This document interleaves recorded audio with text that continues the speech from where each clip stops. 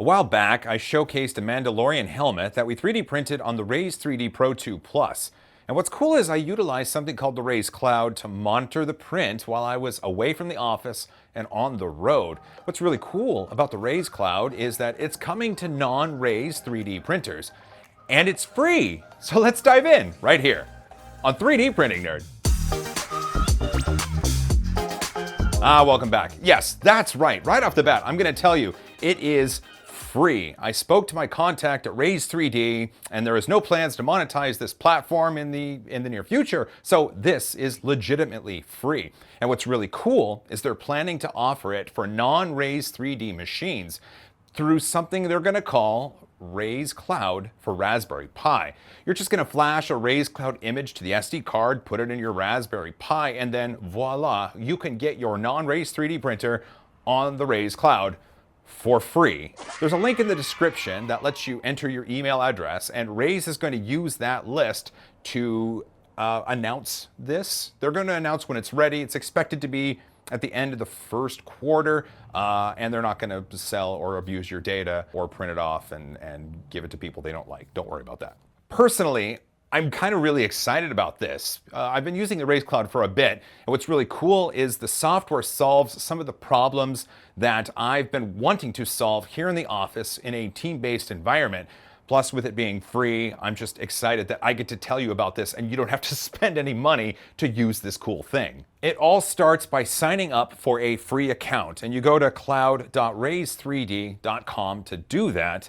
Once you're there, it gives you some pretty standard options, but some interesting ones as well. It's going to ask for your email address, and you're going to obviously put in a password. You're going to want to put in your first name, your last name. It does ask for a phone number, and it does a CAPTCHA where you have to put in the letters that it tells you about. But one of the most kind of exciting parts is you get to assign an avatar to your account. And those avatars they're pretty special. So there's the typical male and female represented avatars. There's also Santa Claus, there's Batman, there's an alien face, a Guy Fawkes mask, a Furby, SpongeBob SquarePants, and a ninja.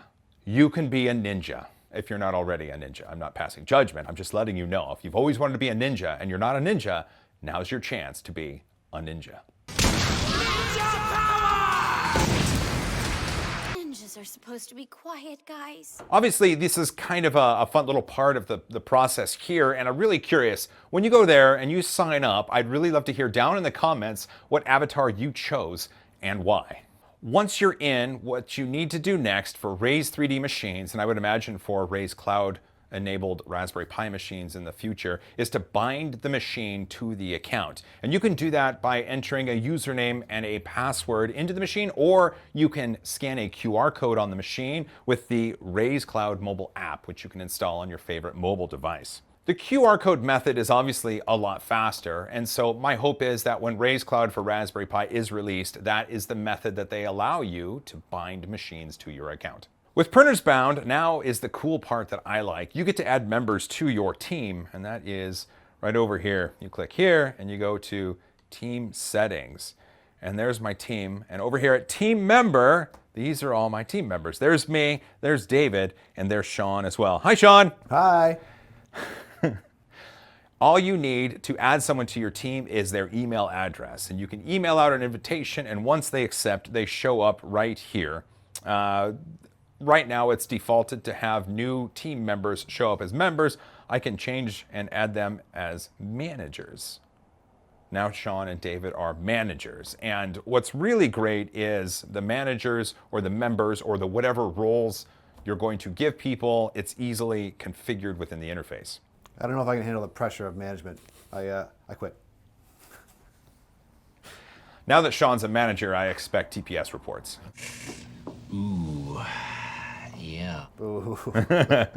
At the top, you've got Dashboard. Click that, and under that, you've got My Workbench. Clicking that, and it gives you a display of kind of what's happening with your Raise Cloud account. You have printer statuses and job statuses and filaments used. You can generate reports. There's also a live status wall right there by clicking Live Status Wall. I only have 2 machines, so this isn't supremely useful to me, but for people that have more, 5, 10, 60, 100, this is something that can be very, very useful. There's the image right there. So obviously that live status wall is going to show you a picture if the 3D printer you have is equipped with a camera. Now, up at the top, go ahead and click 3D printer, and then below that, 3D printers. And this is going to give you a view of all the printers that you have in a more detailed sort of way. You also have an option of going into individual machines and by clicking right here, and that kind of gives you an idea of what's going on individually on that machine and gives you some more finite control. In this view, what's really cool is clicking this bell icon allows you to set a notification. And at this point, you can say when a print gets to a certain percentage or gets to a certain number of layers, you can give a notice either to one of the users of your system or to an email address. And that's pretty handy. And I really like that because I like the ability of being able to set a notification depending on the status of a print. And I find that to be a very valuable piece of functionality. I wanted to make sure you saw that. This screen is also neat because it is your direct control with that 3D printer. In fact, clicking local files, it gives you access to the files on the machine itself. I'm going to click local right here. And these are all of the printer files that I have. These are the G-codes that exist on the machine that I can print with. And I could print them from this interface. But you see this icon right here, that is grayed out, which means I'm not able to print these yet because this also gives you control whether or not that machine is going to accept prints from the cloud. It's right over here. It's titled Receive Job. And if I click and turn off to on, these icons turn red, and by clicking that, then I can send that print job to the printer. It's fantastic. Okay, now what I want you to do, up at the top, there's files, and then there are my files. And what's really great is Raise Cloud has a very cool file management system. Under My Files, you can see the different STL and G codes that I have specifically for me. There's also the concept of team files, and it's right next to My Files. You just click on it, and these are files that you and your team can then share depending on the privileges that each person has that you set. So in team files, I happen to have my Mini Joel model from Wexter, and it's a good model. I would love everyone on my team to be able to print that. And if I click on that, oh, it gives me, that's an interesting view. That's my Mini Joel. So now that you're in this view though, down in the lower right, you see a button that says Slice. Yes, Raise Cloud has a built-in slicing engine, and you can use it right here just by clicking Slice. It's going to open up within the web browser, and depending on your connection speed, it may take a little while. It's up for us. This will look familiar to those who've actually used the Idea Maker slicer. It's similar, and I believe it's just their cloud version of it. And as you can tell, the Mini Joel is not in the best orientation right there. It's kind of laying down, and if I go like that, there we go. It's actually kind of in the middle of the bed. So we need to rotate it up 90 degrees, and then we need to put it on the platform so that the bottom part, the feet, are on the platform. And then what we need to do is make sure it's in the center of the platform. And to do that, we just click all of these buttons up here. The model's selected right now, so I'm going to hit rotate.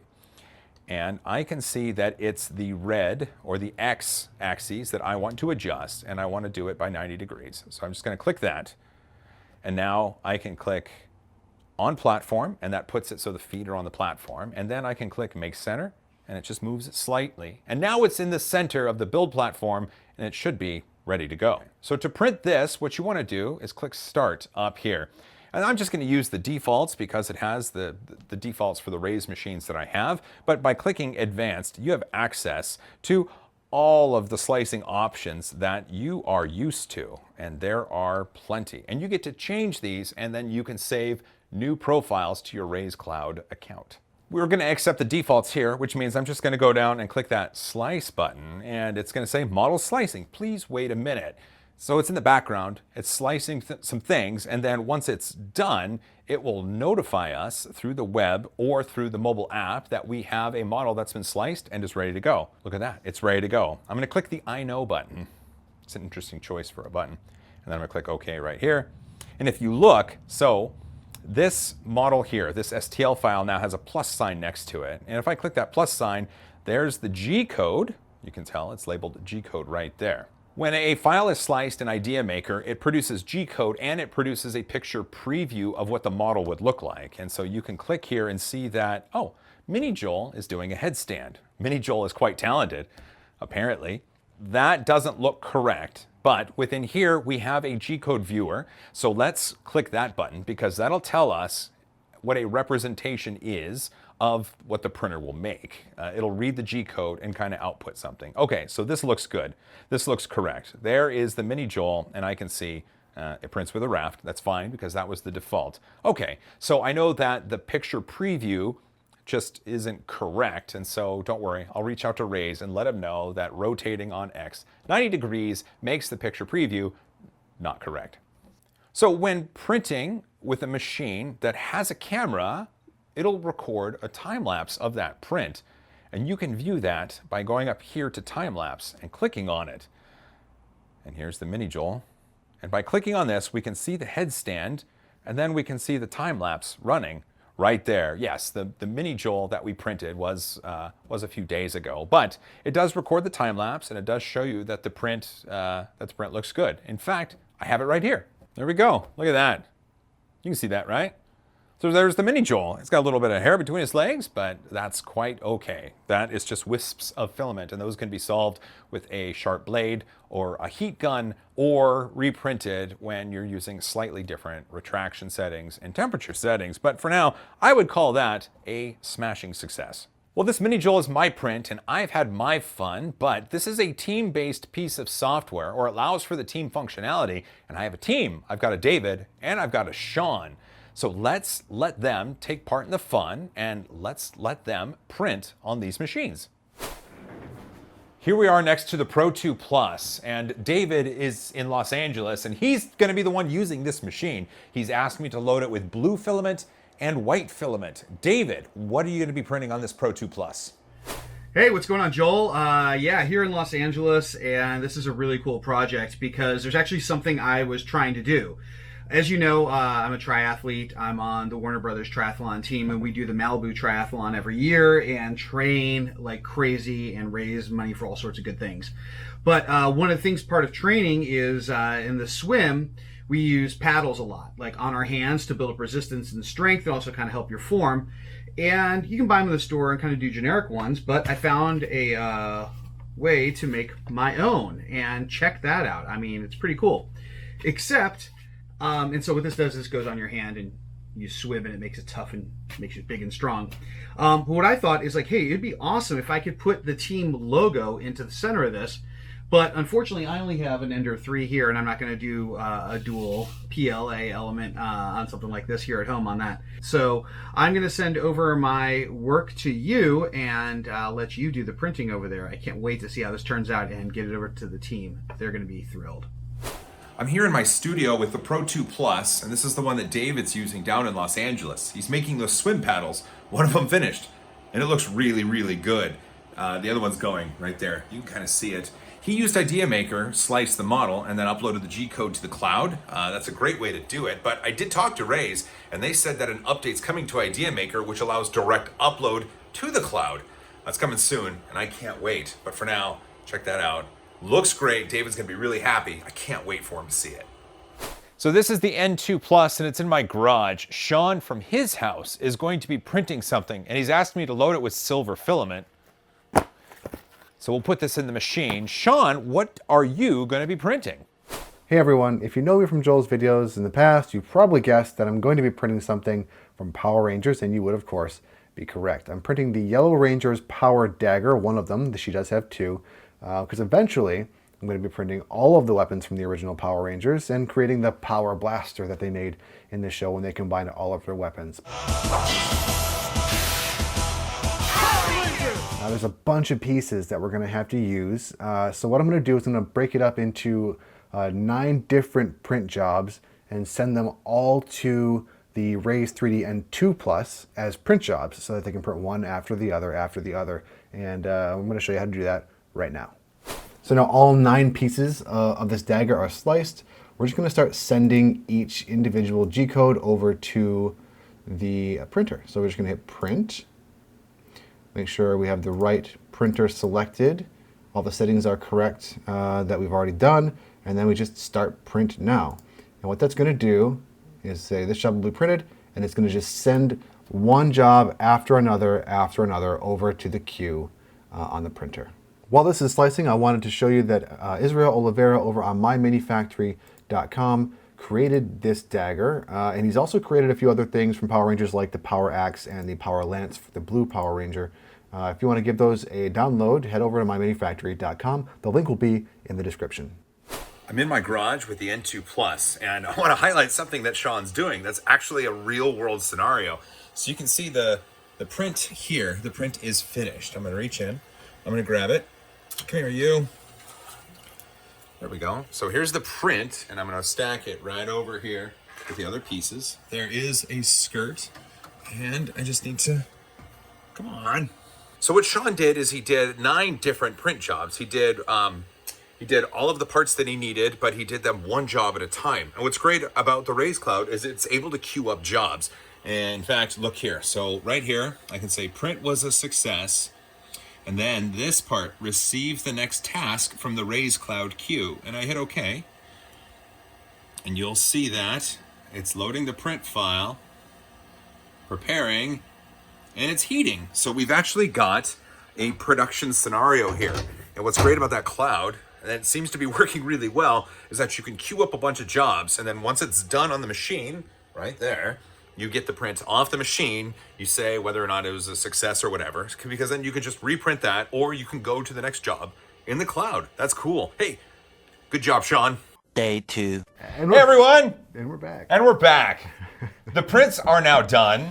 We've had a good time actually with this whole process. Sean's here, and he's got his prints, and we've got David via video right here. Hi, David. Hi, Joel. And hi, Sean. There we go. And his prints are here. David has not seen these yet, which is kind of exciting because it's a real world scenario, but we'll get into that in just a little bit. But first, let's go over to Sean's prints. Sean's scenario was really interesting because it really mimicked a small batch production scenario. You created jobs, and these jobs were sent to a machine. I acted as a machine operator, and I pulled prints when they were done, and then hit buttons to make sure that the next jobs would go. Thanks for that, by the way. It was very handy. what I I can. kept getting notifications like, this one is done, and now the next one's started, like right after the other. So you were pretty good on that. Thanks. I tried. Yeah, I yeah. tried. And what were you printing? The Yellow Ranger's dagger from Power Rangers. Okay. That's what I was printing. Yeah, it's very silver right now, but it will eventually be yellow. That's good. Yeah. I hear paints can make things yellow. That's right. That's right. One of the things that I thought was interesting about our scenario with this print job was I did notice that in some of the prints there wasn't enough infill, and that's why we ended with something like this. We had bubbles on the surface. Yeah, so I only did like 10%, which is very unusual for me. I'm usually like, let's just pound in the infill there. So 10% was a little bit too, not quite enough for such a large surface like that. But as machine operator, I noticed that, and I said, hey, you're getting this. You went through and adjusted at home and resent a job, and then ended up with that. That's correct. Yeah, this one is much better. No bubbling, in fact. We can show David that. There you go. Whoa! That's my silver dagger. Wait. And So here's the other one. Okay, that's what I want to. Yeah, that's the bubble. Yeah. So it was neat. It was a real world scenario, and I think we did a really good job working together on this. I agree. Yes, thank you very much for saving my project. That's great. Well, this though, what's really cool about this, Sean has his own Patreon account. I'll put the link down in the description, and he is going to finish this dagger. Am I correct? This one, and then eventually I'm going to get to all, like I said in my video before, all of the Ranger weapons. I gotta do the Power Bow next because Amy Jo Johnson's coming to Emerald City Comic Con, and I want her to sign it. I'm gonna do all of the weapons and put them all together to make the blast. That would be great, and you can follow along Sean's journey on his Patreon. Yep. Like Voltron. Yeah. Like no. Voltron, but like a Power Ranger. But like a Power. Exactly. Yeah, Power Ranger. Yep. So now, for David is down in Los Angeles, and while he doesn't have as much printing experience with Sean and I, what's great is he can take advantage of the machines that I have at home and in my studio from afar. And David, you haven't seen these prints yet, right? That is correct, Joel. I have not seen the prints yet. I saw them as I put them together, but I have not seen the product. Well, just to give everyone kind of a refresher, really quickly, what was the point behind your print? So I swim all the time. I'm a triathlete, and I'm part of Warner Brothers triathlon team for the Malibu Triathlon, and we use swimming paddles to help build up strength and endurance when we're in the pool as resistance. And we go through them quite a bit and whatnot. And I was like, you know what? I bet we could print these. But the thing is, we have a team logo, and my coaching staff is amazing. And I said, I wonder if we can do this and actually take the team logo and put it in. I've never seen any swim paddles that have had any logos or anything in it. They're all usually generic blue or black and very just blah. So I'm like, wait a minute. I know how we can do this. And then I looked at the Ender 3, and I'm like, Ender 3, I love you, but you can't do this right. So we came up with a solution. And this was great. You used the Pro 2 Plus to print these, and there's a left-hand paddle and a right-hand paddle. And are you ready? I'm so excited. You ready? Yeah. There it is. Oh! Yes, that looks great. Yeah? You like that? A little like this. Turn it on the side. Let me see how the profile looks. Oh, like this? Good. Like this? Is it smooth? Does it feel? Oh yeah. Oh yeah, Super this smooth, yeah. is smooth. Wow, And there it is. There's my hand, and it fits. Can you do me a favor? Could you bend it a little for me? Just like Sure, try to ready? bend it? Ready? Yeah. Oh, it's got good give. Good. It's got a little bit of 100%. give. So we used PLA for this, and PLA doesn't give as much. What you can do is test this out, and if it doesn't work, we can use a material like ABS, which has a little bit more give, and then if PLA for some reason doesn't work. Well, here's something I'm curious about. Can you hold it toward me so the logo's facing me and bend it a little? Like the logo's not going to pop out. No. The logo No. is a part of it. Yeah, And it's so part. That's It's great, It's yeah. all one piece. Yeah. what's great is, and on the back there is no logo, right? Yeah. Because when it was sliced, it was just a surface. Yeah. So there you go. And then, Oh, that's awesome. Oh, the team is going to flip. yeah? Yeah, I can't wait to try these out and see how well they actually hold up. You know, I want to get these in the water and actually use them and show the team. Well, I And the will cool be thing able to. about this is now I can also make because we have I've got fairly decent sized hands, but there's women and smaller people on our team that have smaller hands. We could actually make custom sizes to Absolutely. fit Yeah. everyone's hand. Yep. That's 100% true. Which is really how much material did this end up taking? Would you say? Very, very little. I think it was, I want to say, we can check the job, but I think it was like 100 grams, 120 grams. Okay, that sounds about right. That's what I thought it was going to be. Okay, Nothing. that's great. Yeah. Oh, it looks so good. It looks so good. And this process was great. And so what's nice is I can send these to you. You can show them to your team. And if any changes need to be made, you can do the changes. You can send it to the cloud, and then I'll make the machine available for you to print from. Nice and easy. There we go. Well, that was cool. That's great. Sean, any final cool words stuff. for this little job that we did here? I just think it's really cool that I can start utilizing that. We can both start utilizing your machines that are actually your house, at the office or whatever, that we don't have to physically drive there. Dave doesn't have to fly here. Like, it's really cool that we're able to do that. Yeah, I like that. What do you think, David? Yeah, no, I think it's great. I think this is kind of, we co-work. I live in Los Angeles. You guys are in Seattle. So connecting is always a little tricky sometimes. We fly a lot and do things like that. But, obviously we video chat all the time and talk all the time. The neat thing about this is that, now I can print up there from the other things that I can't do. Or I can add to different projects and be like, oh, man, you know what? I need to get more done. And then have things sent down here or vice versa. And I think it's really neat because a lot of people can use this for professional elements, but I also think for the regular user, this could be really fun because, I have one machine. They're not cheap. Some are cheap, but maybe my buddy down the street has one or someone in another state has one. We can all collaboratively work together now and pool the power of all our machines, which I think is really neat. Well, what's really great too, because Raise said that they're releasing Raise Cloud for Raspberry Pi, it means that Sean and I can print to your Ender 3 Yep, exactly. pretty soon. Yep. Well, it's ready for you. I appreciate that. And don't forget, everybody, this is, as far as I can tell, and as far as what I've been told, this is 100% free. There'll be a Right. link in the description. Go sign up, get yourself a team, and have a lot of fun printing all the things. I know I will. Oh, yeah. Joel's going to get random things printed at Yeah, us. exactly. We're just I'm going to start putting sending things. random things just Yeah. to start. He's going to be like, oh, that's interesting. Baby Yoda is everywhere now. I'm just going to turn off receiving from the cloud for a while. You're going to run into a trouble with Tribble situation real quick. Real quick. That's funny. It's a Star Trek thing. I know it's a Star Trek thing. Okay.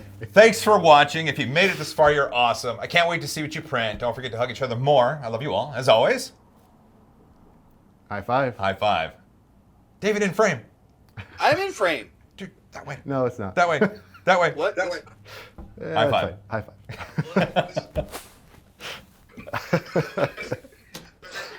Yeah.